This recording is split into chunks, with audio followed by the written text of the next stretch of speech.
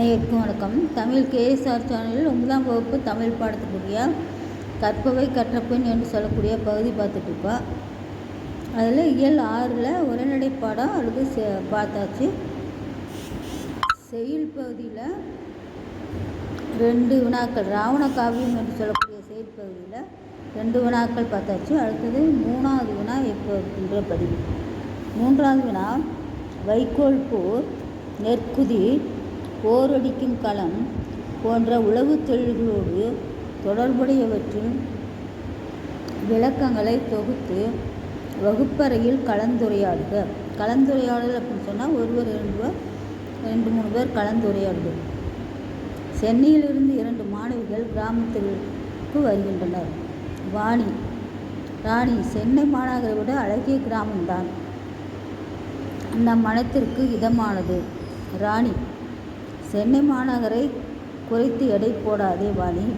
வந்தாரை வரவைக்கும் தமிழ்நாடு என்றால் தமிழ்நாட்டின் தலையெழுத்தை நிர்ணயிப்பது சென்னை மாநகரம் தானே. 38 மாவட்டத்தில் ஒன்று சென்னை மாநகரமாகும். இதை தவிர மற்ற மாவட்டங்களும் ஒரு விதத்தில் சென்னைக்கு பாலமாக அமைகிறது என்று சொன்னாலும் அது மிகையாகாது. அடுத்தது வாணி ராணி என்று உரையாடு. தெரியாமல் சொல்லிவிட்டேன், என்னை மன்னித்து விடு ராணி. சரி, அதை விடு. என் சொந்த கிராமத்திற்கு வந்துவிட்டோம். இங்கு உழவர்களின் மேன்மை பற்றி நீ தெரிந்து கொள்ள வேண்டாமாக. வாணி சொல்ற, நிச்சயமாக.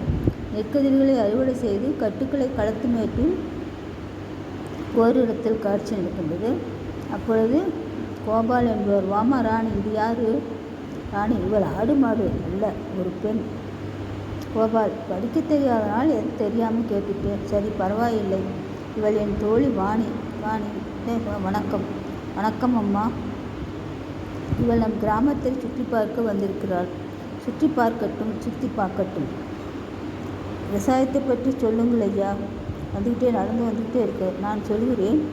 என் பெயர் ராமன், ராணியின் அண்ணன். வேளாண்மையில் பட்டப்படிப்பை முடித்துவிட்டு அரசு பணிக்கு செல்லாமல் உழவு வேலை செய்கின்றேன். நல்ல விஷயம்தான். இது நெற்கதிர். கதிரை ஒன்று சேர்த்து களத்தில் போரடிப்பர். இது களத்து மேடு. இங்குள்ள நெல்மணிகள் தனியாகவும் வைக்கோல் தனியாகவும் பிரிப்பர். வைக்கோல் போர் போடுவர்.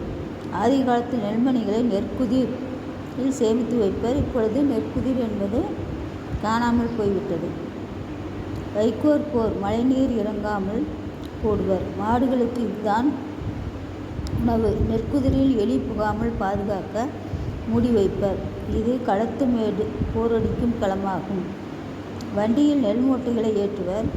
சந்தையில் விற்பனை செய்வர். யாரிடமும் கைகட்டி வேலை பார்க்க வேண்டியதில்லை. உழவின் புதுமையை கண்டால் வீடும் நாடும் வளம் பெறும். வாணி சொல்றார், நல்லது தான். உழவை நேசிப்போம். உழவுதான் நாட்டின் உயிர் நாடு என்பதை நாம் உணர்வோம் என்று பேசிக்கொண்டே போகின்றார்கள். இது உழவுத் தொழிலினுடைய சிறப்பு மேன்மையை உணர்த்தக்கூடிய பகுதியாகும். இந்த பகுதியை பாருங்கள். நன்றி, வணக்கம்.